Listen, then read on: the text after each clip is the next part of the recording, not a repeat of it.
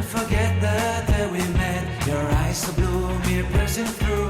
I can't forget the day we met. Your smile so bright, it made me swoon. I love you. Din clipa în care am cunoscut-o, mi-am dat seama că vom deveni cele mai bune prietene. De unde știam asta? Pentru că pe munte am întâlnit cei mai frumoși oameni care mi-au devenit buni prieteni. Acea zi de toamnă târzie a fost prima dintr-un lung șir de zile minunate petrecute alături de Andreea.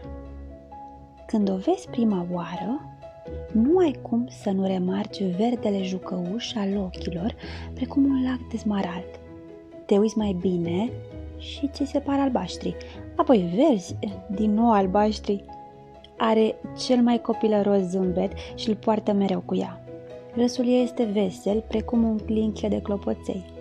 Chipul luminos radiază atunci când se bucură, iar bucuria îi aduc drumețiile, concertele cu prietenii, serile în care mâncăm împreună pizza, povestim și râdem mult. Dacă ar trece acum pe stradă și ai zări-o pe fereastră, ai descrie-o în felul următor. O fată frumoasă ce are mereu căștile în urechi și o carte captivantă în geanta imensă în care adună tot felul de minuni. Are firea visătoare și sensibilă a unui artist. Pictează pietrele pe care prietenii le aduc din toate colțurile lumii. Scrie articole foarte bune, dar și povești pentru copii.